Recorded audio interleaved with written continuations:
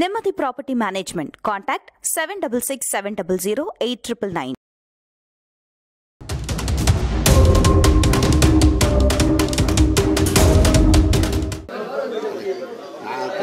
நீங்க ஃப்ரீயா இருக்கீங்க, அப்பதான் பேசுற இன்ட்ரெஸ்டா இருக்கு. தொடங்கும் போதாண்டா அப்படி இருக்கும். தொடங்கும் போது ரொம்ப கண்ணியமா அப்புறம் வந்து அது மின்விசிறி நின்று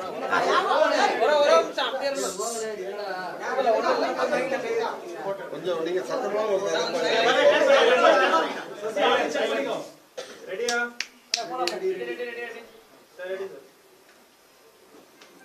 என்னுடைய தம்பிகள்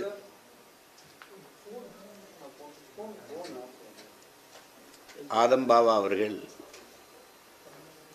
எழுதி இயக்கி தயாரித்திருக்கிற படம் இந்த உயிர் தமிழுக்கு. அதை என்னுடைய தம்பி அமீர் அவர்கள் நடிச்சிருக்காங்க. அதில் அதாவது அவர் நடிச்சிருக்காரு அப்படின்னு சொல்கிறத விட வாழ்ந்திருக்கார், ரகலை பண்ணியிருக்காரு. அப்படி அது ஆரம்பத்தில் நாங்கள் அமைதிப்படை எடுக்கும்போது எங்கள் அண்ணன் சத்யராஜ் அவர் நடிப்பு எப்படி பேசப்பட்டதோ அதே மாதிரி பண்ணியிருக்கான் என் தம்பி. ரெண்டாவது உரையாடல் வந்து அவ்வளவு நேர்த்தியாக அவ்வளவு வலிமையாக இருக்குது. இந்த படத்துக்கு இந்த திரைக்கதை மிக அழகாக நகர்த்தி கொண்டு போகுது அந்த வசனம். அது என் ரெண்டு தம்பிகளுக்கும் பாராட்டு. அமீர் வந்து எப்படி சொல்லணும்னா ஸ்க்ரீனில் ஒரு ரகலை பண்ணுவாங்க, விளையாடுவான்னு அந்த மாதிரி பண்ணியிருக்கான். அது வெளியில் இப்படி பார்க்குற அமீர் தாடி வச்சுட்டு இப்படி இருக்கிற அமீரை நீங்கள் திரையில் பார்க்க முடியாது. வேறு மாதிரி பண்ணியிருக்கா அப்படி படத்தில் கூட நடித்த எல்லாரும், அவங்க குறிப்பாக கதாநாயகன் நடித்த அவங்க ஆனந்தராஜ் ஐயா, என்னுடைய சியான் ராஜ் கபூர், அண்ணாச்சி இமான் அண்ணாச்சி, தம்பி கஞ்சா கருப்பு, கூட நடித்த எல்லா கதாபாத்திரங்களுக்கும் ஒரு முக்கியத்துவம் இருக்குது. சும்மா வந்துட்டு போனாங்கன்னு இல்லாமல் எல்லா கதாபாத்திரங்களும் செறிவாக செதுக்கப்பட்டிருக்குது. அதில் நான் வெகுவாக ரசித்தது திரைக்கதையினுடைய நகர்த்தல். வேகமாக அந்த காட்சி அடுக்கடுக்காக நகர்ந்து போகிறது, எதிர்பார்ப்பை கூட்டிக் கொண்டே போவது, என்ன நடந்திருக்கும் அப்படின்னு ஒரு எதிர்பார்ப்பை கூட்டிக்கிட்டே போகிறது, அதை நகர்த்தி கொண்டு போகிற மிக நேர்த்தியான உரையாடல்கள். அப்புறம் என்னுடைய நண்பர் வித்யாசாகருடைய இசை, குறிப்பாக பின்னணி இசை. 3 பாடல்கள், முதல் 2 பாட்டை தம்பி விஜய் எழுதியிருக்காரு நினைக்கிறேன். பின்னாடி 2வது பாதியில் வர்ற பாட்டை தம்பி சினேகன் எழுதியிருக்காரு. அது நாங்கள் கூட தேர்தல் நேரத்தில் பயன்படுத்தினோம் அந்த பாட்டை. வெளுக்குது ஜனநாயகம், அடித்து கிழிக்குது பணநாயகம். ஏன்னா ஓட்டுக்கு காசு கொடுக்குறத அது சட்டையர் பண்ணி வந்திருக்கும் அந்த பாட்டு. ரொம்ப நல்லா வந்திருக்குது படம். நீங்கள் பாருங்கள், உண்மையிலே உயிர் தமிழுக்கு தான். அது அவ்வளவு நேர்த்தியான படம். இது வெறுமனே இது ஒரு என்ன சொல்கிறது, சீரியஸான அரசியல் படம்னு நினச்சிடக்கூடாது. ரொம்ப ரசிக்கத்தக்க படம், ரொம்ப நாளாச்சு இப்படி படம் வந்து. சிலருக்கு அரசியல் பார்வை இருக்காது, புரிதல் இருக்காது. அதனால் அதை எப்படி தொடருன்னு தெரியாமல் தடுமாறிடுவாங்க. அவங்க 2 பேரும் என் தம்பிகளுக்கு நல்லா அரசியல் தெரிஞ்சதுனால பூந்து விளையாடிட்டாங்க. அது நாங்கள் விரும்பினது வாக்குப்பதிவுக்கு முன்னாடி இந்த படத்தை கொண்டு வந்துடணும்னு நினச்சோம், அது முடியல. அதனால் இந்த மே 10ஆம் தேதி வருது. அன்பு கூர்ந்து நான் என் அருமை சொந்தங்களிடத்தில் கேட்பது, நீங்கள் திரையரங்கில் சென்று இதை பார்த்து ரசிக்கணும், அதுக்கு பேராதரவு கொடுக்கணும். உண்மையிலேயே ஒரு நல்ல அரசியல் புரிதலை உருவாக்குகிற ஒரு படம். இதில் பணி செய்த அத்தனை தொழில்நுட்ப கலைஞர்கள் எல்லாருக்கும் என்னுடைய அன்பும் வாழ்த்துக்களும். குறிப்பாக பெருமுயற்சிக்கு அப்புறம் என் தம்பி இது ஆதம்பாவா ஒரு முழு படமாக உருவாக்கி திரைக்கு கொண்டு வந்துட்டான்.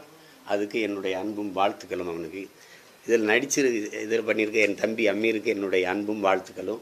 ஒரு மிகப்பெரிய வெற்றி படமாக இது அமையும். நடிச்சிருக்கிறான், யோகியில் அதெல்லாம் நடித்தான். ஆனால் இந்த படம் அவனுக்கு முழுமையான ஒரு நடிகனாக இந்த படம் அவனை கொண்டு போய் சேர்க்கும் நான் ஆழமாக நம்புகிறேன். அதுக்காக என் அன்பு நிறைந்த வாழ்த்துக்களை என் தம்பிக்கு தெரிவிக்கிறதுல மகிழ்ச்சி அடைகிறேன். படத்தை கொண்டு போய் என் அன்பு உடன் பிறந்தார்கள், ஊடகவியலாளர்கள் கொண்டு போய் சேருங்க. ஒரு நல்ல படம், நீங்களும் பாருங்கள், போட்டு காட்டவங்க.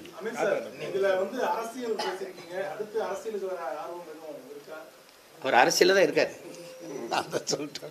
நான் அவர் கூட தான் இருக்கேன். அரசியலில் தான் இருக்காரு. தேர்தலில் நிற்கிறதா அரசியல்னு நீங்கள் நினைக்கக்கூடாது. மக்கள் பிரச்சனைக்கு யார் முதல்ல முன்னு நிற்கிறானோ, குரல் கொடுக்குறானோ, அதுவெல்லாம் அரசியல் தான். அரசியல்னா என்னன்னு நினைக்க சொல்லுங்கள். என்ன எல்லாரும் கூட்டமாக இருக்கிறீங்க அப்படின்னு கேள்வி கேட்குறீங்கள, அதுவே அரசியல் தான். அதை தான் ஒவ்வொரு மனிதனின் ஒவ்வொரு வார்த்தையிலும் அரசியல் பிறக்குதுங்கிற. அவன் சொல்கிறான்ல, சேவர சொல்கிறான்ல, பசியோடு இருந்தான் ஒருத்தன், உணவு கொடுத்தேன், என்னை மனிதாபிமானின்னாங்க. ஏன் அவனுக்கு உணவு கிடைக்கலன்னு கேட்டேன், என்னை கம்யூனிஸ்ட்டுன்ட்டாங்க. இதுதான் கதை. நாங்கள் கேட்குறோம்ல, ஒவ்வொரு நாளும் கேள்வி கேட்குறோம்ல, அதுதான்.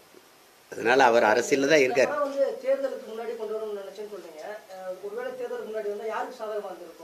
இல்லை, பொதுவாக மக்களுக்குள்ள ஒரு பெரிய விழிப்புணர்வை ஏற்படுத்தியிருக்கோம்.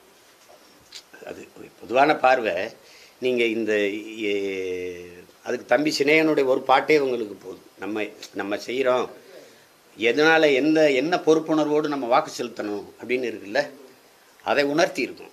அதுக்கு சின்ன ஒரு அரசியல் விழிப்புணர்வை ஏற்படுத்தியிருக்கும்னு நான் உறுதியாக நம்பினேன். அதுக்காக 2 தம்பிகள்கிட்டையுமே நான் அழுத்தினேன், எப்படியாவது தேர்தலுக்கு முன்னாடி கொண்டு வர முடியுமா, பாருன்னு.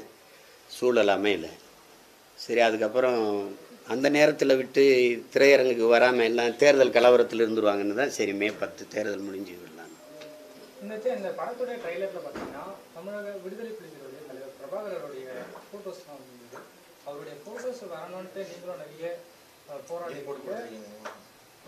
இருக்கீங்க. அந்த ஒரு ட்ரைலர்லேயே அவருடைய ஃபோட்டோ அதை நறுக்க முடியல.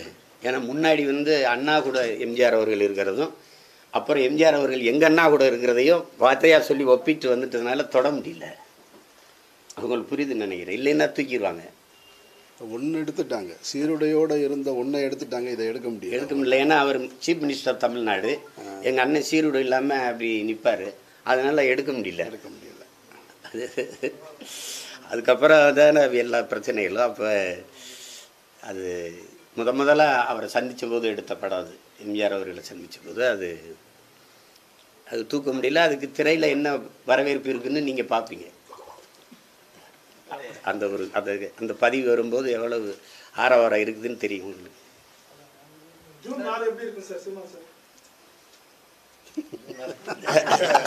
நல்லா இருக்கு. இவ்வளோ வெயில் இருக்காது, இவ்வளோ வெயில் இருக்காது. எதுக்கு அதுக்கெல்லாம் போறீங்க, அவ்வளோ தூரம்லாம் போறீங்க.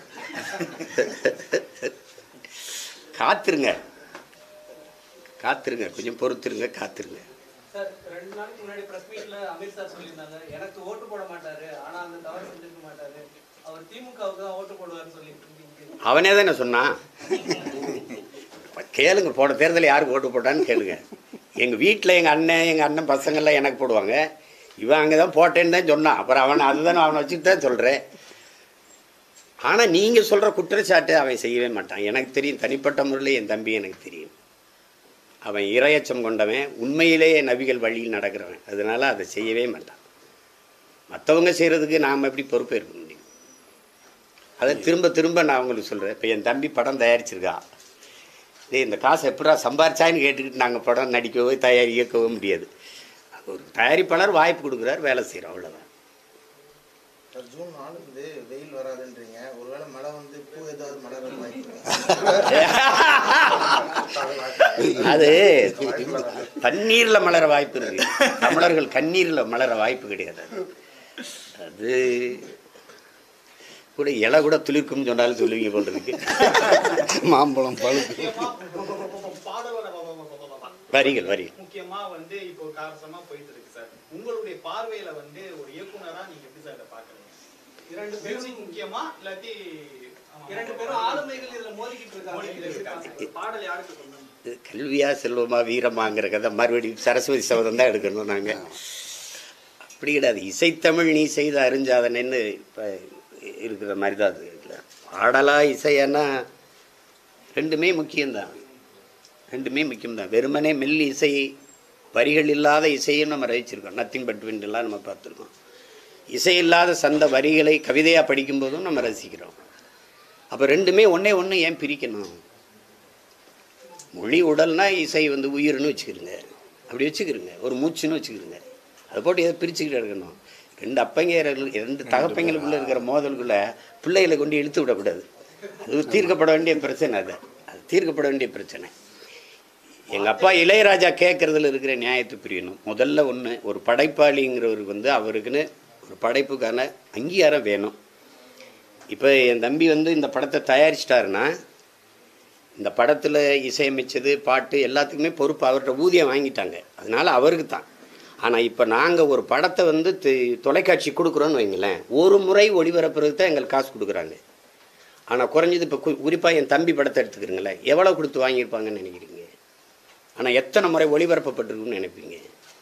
அப்போ ஒரு முறை ஒரு 10 லட்ச ரூபா கொடுத்து ஒரு படத்தை வாங்கிட்டீங்கன்னா நீங்கள் அதை வாழ்நாள் முழுக்க வச்சுக்கிறீங்க, அதை அந்த உரிமத்தை. அப்போ அந்த ஒவ்வொரு முறையும் முன்னாடியெல்லாம் வானொலியில் ஒரு பாட்டு வந்துச்சுன்னா அந்த ஒரு தடவை ஒளிபரப்புனா அதுக்கான ஒரு ராயல்ட்டின்னு ஒன்று கொடுப்பாங்க. அப்போ ஒரு படைப்பாளிக்கு, அந்த எழுத்தாளருக்கு, அந்த இசையமைப்பாளருக்கு, இந்த தயாரிப்பாளருக்கு ஒன்று ஒரு விழுக்காட்டு அடிப்பில் வச்சுக்கலாம். 60 தயாரிப்பாளருக்கு, மீதி மற்றவங்களுக்கு அந்த வாங்கி வெளியிடுற நிறுவனத்துக்கு ஒரு 60, மீதியில் 40 தயாரிப்பாளர் படைப்பாளிகள் அவங்களுக்கெல்லாம் பிரித்து கொடுக்குறதுங்கிறது ஒரு நியாயமான உரிமை. அதை தான் அவர் கேட்குறாரு. அதை நம்ம புரிந்து கொள்கிற விதத்தில் எல்லாரும் தவறு பண்ணிட்டு, அப்பா இளையராஜா வந்து கவிஞர்களுக்கு கொடுக்காதீங்க, பாடகர்களுக்கு கொடுக்காதீங்கன்னு சொல்ல, எனக்கு அதில் உரிமை இருக்குது, எனக்கு உரியதை கொடுங்கன்னு கேட்குறாரு. அதுதான் அவர் சரிதானே? அது மாற்றம் வராது தம்பி, வர வைக்கணும். தானாய் எல்லாம் மாறும் என்பது பழைய பொய்யடா, தனி உடைமை கொடுமைகள் தீர புரட்சி செய்யடான்னு நம்ம தாத்தா பட்டுக்கோட்டை பாடினது. மாற்றம் வந்து தானாக வராது, மாற்றணும். காந்தி சொல்கிறார்ல, உலகத்தை எப்படிப்பட்ட மாற்றத்தை ஏற்படுத்தி நீ நினைக்கிறியோ அந்த மாற்றத்தை உன்னிலிருந்து தொடங்குன்னு. நான் என்னிலிருந்து தொடங்குறேன், நீங்கள் உங்களிலிருந்து தொடங்குங்க, மண்ணிலிருந்து தானாக தொடங்கும். ஒரு சில மக்கள் வந்து ஹீரோக்களால தான் மாற்றம் வரும், அந்த ஹீரோ பேரை சொல்லலை, காமனாக சொல்கிறாங்க. நாங்கள் மக்கள்கிட்ட கருத்து கணிப்பு கேட்கும் போது அவர் சொன்னபடி மீனிங் என்னன்னா, இந்த ஹீரோ நான் சூப்பராக பண்ணுவாருன்னு நினச்சிட்டு இருக்கேன். அப்பனா வந்து அரசியல்வாதிங்க இது பண்ண மாட்டாங்களா? ஹீரோவை நம்பிதான் வந்து தமிழ்நாடே இயங்கிட்டு இருக்கான் அப்படின்னு ஒரு கேள்வி வருது. அது மற்ற மாநிலங்கள் இல்லாத ஒரு அளவு கடந்த திரைக்கவர்ச்சி நமக்கு திணிக்கப்பட்டிருக்கு. உங்களுக்கு புரியுதுன்னு நினைக்கிறேன். அளவு கடந்த திரைக்கவர்ச்சி நமக்கிட்ட இருக்குது. இப்போ அருகில் இருக்குது கேரளா, அங்கேயே அரசியல் இருக்குது, மேற்கு வங்கத்தில் இருக்குது, எல்லா மாநிலங்கள்லேயும் இருக்குது, இங்கே கூடுதலாக இருக்குது. இப்போ அந்த ஹீரோ மேலே மக்கள் வைக்கிற நம்பிக்கையை அவர் அப்படி காப்பாற்றிட்டார்னா ரியல் ஹீரோவாக இருந்தவர் ரியல் ஹீரோவாக போகிறாரு. ஆனால் எங்களுக்கெல்லாம் ஒரு ரியல் ஹீரோ இன்னும் இருக்கிறாருன்னா எங்கள் ஐயா நல்ல கண்ணவர்கள். இந்த இடத்துல முன்ன ஒரு 10 ஆண்டுகளுக்கு முன்ன வரைக்கும் சொல்லப்பட்டுக்கிட்டு இருந்தது ஹீரோக்கள் வந்து மாற்றத்தை ஏற்படுத்துவாங்கன்னு. நம்மளும் கூட அதில் நம்பிக்கைக்குரிய ஒரு ஆளாக தான் இருந்தோம். ஆனால் கடந்த 10 ஆண்டுகளில் தமிழகத்தில் வந்து தமிழ் தேசிய அரசியலை கொண்டு வந்து எல்லோருக்கும் தமிழ் தேசிய அரசியல் பற்றிய புரிதலையும், மண்ணையும் மலையையும் மரத்தையும் விலங்குகளையும் குருவிகளையும் காக்கை குருவிகளையும் பற்றி பேசி ஒரு மாற்றத்தை கொண்டு வந்தது அவர் தான். அப்போ அவர் ஹீரோவா? அவர் ஒற்றை மனிதனாக தான் கிட்டத்தட்ட 30 லட்சம் வாக்குகளை பெற்றுக்கொண்டு வந்து மாற்றத்தை ஏற்படுத்தியிருக்கார். அந்த 30 லட்சம் வந்து அதிகாரத்தை பிடிக்கிற வாக்குகளாக இன்னும் மாறலையே தவிர அவர் மாற்றத்தை தொடங்கிட்டார் 10 வருஷத்துக்கு முன்னாடியே. ஸோ களத்தில் இனி போகிற காலகட்டத்தில் அவர் சொல்கிற மாற்றம் வருமா, ஹீரோக்கள் சொல்கிற மாற்றம் வருமானதை பொறுத்து தானே பார்க்க முடியும். யார் கடைசி வரைக்கும் மக்கள் பக்கத்தில் நிற்கிறாங்கன்றதை வச்சு தானே முடிவெடுக்க முடியும். என் தம்பி சொல்கிறதுல இருக்கிறத நீங்கள் ஆழ்ந்து கவனிக்கணும். தனி மனிதனில் இல்லை மாற்று, முன்வைக்கிற தத்துவத்தில் தான் மாற்று.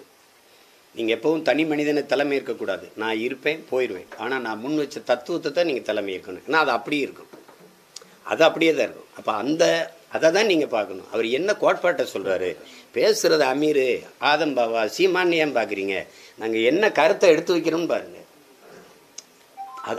அதை பாருங்க. அந்த கருத்து ஆக சிறந்ததாக இருக்குன்னா ஏற்கிறதா எதிர்க்கிறதாங்கிறது அப்புறம் விவாதிங்க, அதுதான் சரியா இருக்கும்.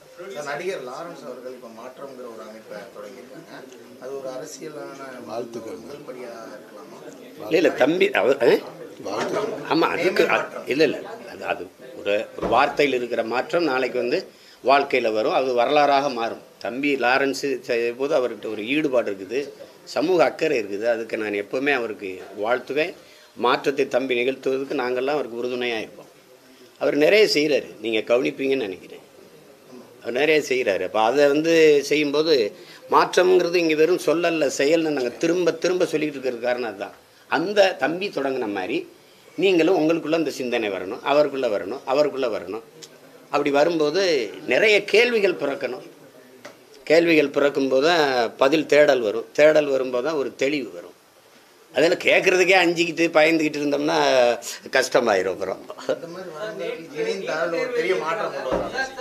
நேற்று நீட்டு தேர்வு எழுதியிருக்காங்க. அதுல மாணவர்களுக்கு வந்து அந்த சீரியல் நம்பர்ல குளறுபடி ஏற்பட்டிருக்கதா பெற்றோர்களும் மாணவர்களும் நேற்று வந்து புகார் கொடுத்திருக்காங்க. எப்படி பாக்குறீங்க? எழுதிட்டு வந்தவங்களே இந்த பிரச்சனை இதுலேருந்து தெரியுதா நீட்டையா நாங்கள் வேணாம்னு வெறுக்கிறோன்ட்டு. நீட்டை ஆதரித்த பெருமக்கள்கிட்ட தான் நீங்கள் இந்த கேள்வியை கேட்கணும். நான் திரும்ப திரும்ப உங்ககிட்ட கேட்குறேன். போலி மருத்துவர்களை தான் உருவாக்குது. தமிழ்நாட்டில் எத்தனை பேர் மால் ப்ராக்டிஸ் பண்ணி பிடிபட்டாங்கன்னு உங்களுக்கு தெரியும். ஹெட்ஃபோன் வச்சு எழுதுறதுலாம் உங்களுக்கு தெரியும். வட இந்தியாவில் இப்போ கைது பண்ணப்பட்டிருக்காங்க, 50 பேருக்கு மேலே கைது பண்ணப்பட்டிருக்காங்க. அப்போ நீ போலி மருத்துவரை உருவாக்குறியா, தரமான மருத்துவரை உருவாக்குறியா? ஒரு கேள்விக்கு பதில் சொல்லுங்கள் என் உடன் பிறந்தார்களே. இந்திய நாட்டின் மருத்துவ மாணவர்கள், தரமான மருத்துவ மாணவர்களை உருவாக்க அமெரிக்காவில் இருக்கிற ஒரு தனியார் நிறுவனத்திற்கான தேவை என்னன்னு ப்ரோமெட்ரிக்குங்கிற அமெரிக்க நிறுவனத்துக்கு தேவை என்ன? இந்தியாவில் தரமான மருத்துவரை உருவாக்கி கொடுக்க. ஏன் நீ அவன்கிட்ட கொடுக்குற ஒரு தேர்வை கூட ஒரு மாணவனுக்கு நடத்த முடியாது அவனால்? வட இந்தியாவிலலாம் எந்த பெண்ணுக்கு தோடை கழட்டி மூக்கத்தியை கழட்டி நீங்கள் பார்த்துருக்கீங்க. ஆனால் என் மாநிலத்தில் மட்டும்தான் தோடு மூக்கத்திகளை விட்டு கொண்டு வர முடியும்னு சொல்கிறேன். நீங்கள் இவிஎம் எந்திரத்துக்குள்ளே ஒன்றும் பண்ண முடியாதுன்னு சொல்கிறீங்க. ரெண்டையும் நீங்கள் தான் சொல்கிறீங்க. துப்பட்டாவை கலட்டுறீங்க, உள்ளாடையை கலட்டுறீங்க, தலைமுடியை விரித்து போடுறீங்க. எங்கள் பிள்ளைய தேர்வு எப்படி எழுதும்? என்ன மனநிலையில் நீங்கள் உள்ளே அனுப்புறீங்க எங்களை? என்னுடைய பொண்ணு 2 வருஷத்துக்கு முன்னாடி நீட் எழுத போச்சு. நான் அதை எந்த செய்திகள்லையும் சொல்லலை. நீட் எழுத போனப்போ அவள் போட்டிருந்த புர்காவை கரெக்டாக சொல்லிவிட்டு உள்ளே வர சொன்னாங்க. நீட்டே வேணான்னு சொல்லிவிட்டு அது வீட்டுக்கு வந்துருச்சு. ஏன்னா நீங்கள் ஆடை, தோடு, கழுத்தில் இருக்கிற செயின் இதிலெல்லாம் வைக்க முடியும்னு சொல்கிறது அது மனநிலையை பாதிக்கிறதா? அது ஒரு அச்சமூட்டி உள்ளே கூட்டிகிட்டு போகிறது. இப்போ இப்படி ஒரு கேள்வியை எழுப்புவோமே. நான் நீட்டில் நாங்கள் 2 பேரும் தேர்ச்சி பண்ணிட்டு வந்துடுறோம் மாணவர்கள். இப்போ இதில் நீங்கள் எப்படி தரம் வைக்கிறீங்க? 1200க்கு 1199 மதிப்பெண் என் தம்பி வாங்கியிருக்கிறாரு. நான் 800 வாங்கி எல்லையில் தான் தேர்ச்சி விட்டுருக்கேன், பார்டரில் பாஸ் பண்ணியிருக்கேன். ஆனால் நான் நீட்டில் தேர்ச்சி விட்டுறேன், இவர் நீட்டில் தோற்றுறாரு. அப்போ இவர் தகுதியற்ற மாணவர்ன்றீங்க மருத்துவம் பிடிக்க. இப்போ நீங்கள் இந்த +2 மதிப்பெண் எதுக்கு? அப்போ தூக்கிடுங்க. நேரடியாக நீட்டுக்கான கோச்சிங்கை வச்சுட்டு நீங்கள் அப்படியே கொண்டு போயிருங்க. எதுக்கு +2 மதிப்பெண்? எதுக்கு? அது தேவையில்லை. இல்லை அப்படியே நான் தேர்ச்சி பெற்று வந்தால் எனக்கு பாடம் நடத்த போகிற பேராசிரியர் யாருன்னா அவர் நீட் எழுதி வந்தவரா? இல்லை, பழைய பேராசிரியர். பாடத்திட்டத்தில் தான் மாறுதல் இருக்கா? இல்லை, அதே பழைய சிலபஸ் தான். அப்போ அதே பேராசிரியர், அதே பாடத்திட்டம், அப்புறம் எப்படி தரமான மருத்துவம் கிடைக்கும் வரும்? தரமான மருத்துவரை நீ எப்படி உருவாக்குவ? நீட்டையே தனியார் முதல்ல நடத்துகிறாங்க. அதை யாராவது கேட்குறீங்களா? அது அமெரிக்க நிறுவனம் ஏன் நடத்துது? தனியார் ஏன் நடத்துது? பரீட்சை நடத்துகிறதும் அமெரிக்க நிறுவனம், கோச்சிங் சென்டரும் தனியார் நிறுவனம். அது கேட்கணும்ல. நீ இப்போ பயன்படுத்துகிற இவிஎம் எந்திரத்தை தயாரிக்கிறவனும் ஜப்பானில் மைக்ரோ எலக்ட்ரானிக் சிப்புங்கிற தனியார் நிறுவனம். யார் அது சொல்லுங்கள்? நீங்கள் எது ஒன்று நீங்கள் செய்கிறீங்க, தேர்தலை நீங்கள் நடத்துவீங்க, அந்த எந்திரத்தை அவன் தயாரித்து உங்களுக்கு கொடுப்பான். நீங்களே பார்க்குறீங்க, ஒரு வலையொலியில் வருது, பெட்டியை திறந்து ஓட்ட பூரா எடுத்து பைக்கில் ஓட்டு போயிட்டு இருக்காங்க. போகிற அவனோட செய்வோம், அவன் விற்கிற விமானத்தை வாங்கி. சிறையில் சவுக்கு தாக்கப்பட்டார் என்கிறார்கள். அது பற்றி என்ன? கஞ்சா வழக்கு வேற போட்டிருக்கு. அதெல்லாம் கூடுதல். தம்பி அப்படி பேசியிருக்கக்கூடாது. அவர் கொஞ்சம் பேச கருத்துக்களை எடுத்து வைப்பார் அவர். ஆனாலும் மதிப்பிற்குரிய ஏடிஜிபி ஐயா அருண் அவர்களையும் அந்த பெண் காவலர்களையெல்லாம் இணைச்சி பேசியிருக்கூடாது. அதை தவிர்த்திருக்கலாம் தம்பி. அதுக்காக அவர் மேலே கஞ்சா வச்சு எப்படி கஞ்சா வந்தது? இத்தனை நாள் அவர்கிட்ட கஞ்சா இல்லையா? இத்தனை நாள் கஞ்சா இருந்ததா? திடீர்னு வந்துருச்சு அவர்கிட்ட? வச்சது யார்? அந்த அளவு அதிகமாக சொல்கிறாங்க சார். முதல்ல 400 கிராம், நாங்கள் இப்போ 3 கிலோ 30 கிலோ வரைக்கும் கூட வர சரியாக இருக்குது. இப்போ சவுக்கு சங்கருங்கிறத கஞ்சா சங்கர் ஆக்குறதுக்கு வேலை நடத்துவாங்க அவங்க. அதெல்லாம் இல்லை. சிறைக்குள்ள வச்சு அடிக்கிறது, தாக்குறதெல்லாம் அதெல்லாம் ரொம்ப கொடுஞ்செயல். அதெல்லாம் ஆமாம் ஆமாம். ஒரு ஒரு ஒரு என்ன சொல்லுவாங்கன்னா, அந்த விபத்து இந்த இதெல்லாம் பார்க்கும்போது ஒரு உயிர் பயத்தை கொடுக்குறது. வெளியில் போய் பேசாமல் இருக்கணும், பேசக்கூடாது அப்படின்னு அச்சப்படுத்துறதுக்கான வேலை திட்டங்கள் தான் இது எல்லாம். இந்திய பிரதமர் போலவே தமிழக முதல்வரும் செய்தியாளர்களை சந்திக்காமலே இருக்கிறாங்க. அதை எப்படி பார்க்குறீங்க? செய்தியாளர்களை சந்திக்கவே இல்லைன்னு தான் பார்க்குறேன். வேறு எதுவும் நீங்கள் என்ன கேள்வி, நீங்கள் இவ்வளோ கேள்வி கேட்குறீங்க, நாங்கள் பதில் சொல்கிறோம்ல. நீங்கள் எழுப்புகிற கேள்விக்கு பதில் ஏதாவது இருக்குமா? அப்புறம் எப்படி சந்திப்பாங்க? 10 ஆண்டு கால ஆட்சியில் ஒரு சாதனையை கூட சொல்லி, ஒத்த சாதனையை சொல்லி ஓட்டு கேட்க முடியாத பிரதமர் எப்படி பிரஸை மீட் பண்ணுவார்? எப்படி மீட் பண்ணுவார் சொல்லுங்கள்? பணம் செல்லாதுன்னு நீங்கள் அதுக்கு நீங்கள் சொன்ன காரணங்களில் ஏதாவது ஒன்று நடந்திருக்கா? பயங்கரவாதம் ஒழிஞ்சிருச்சு நீங்கள், அப்புறம் அதுக்கு என்ஐஏ ரைடு விட்றீங்க, கருப்பு பணம் ஒழிஞ்சிருவீங்க, அதுக்கப்புறம் இன்கம் டேக்ஸ் ரைடு, இடி ரைடெலாம் ஏன் வருது? எல்லாமே ஃபால்ஸ் கோப்பு, எல்லாமே பொய், பிளாக் மணி. நீங்கள் நீங்களே 6250 கோடி நீங்கள் எல்லாம் எங்கெங்கே இடி ரைடு விட்டீங்களோ அந்த நிறுவனத்திட்டெல்லாம் காசு வாங்கியிருக்கீங்க. அப்புறம் ராகுல் காந்தி பிரதமராக வர வந்து பாகிஸ்தான் வந்து விரும்புகிறாங்க, ஆதரவு தெரிவிக்கிறாங்க மாதிரி பிரதமர் மோடி குற்றச்சாட்டு வைக்கிறார். அதே மாதிரி பிரச்சாரத்தில் பிரதமர் மோடியோடைய பேச்சை நீங்கள் எப்படி பார்க்குறீங்க? நான் கேட்குறதே இல்லை, எனக்கு புரியறதும் இல்லை. அது ஒரு தடவை புரிஞ்சுது, வரப்போயாரா நீர் ஒயாரா அப்படின்னா அதோட முடிச்சுட்டேன் நான். எனக்கு என்ன புரியும் அவர் பேசுறதுல, எப்படி பார்க்குறீங்க? நன்றி.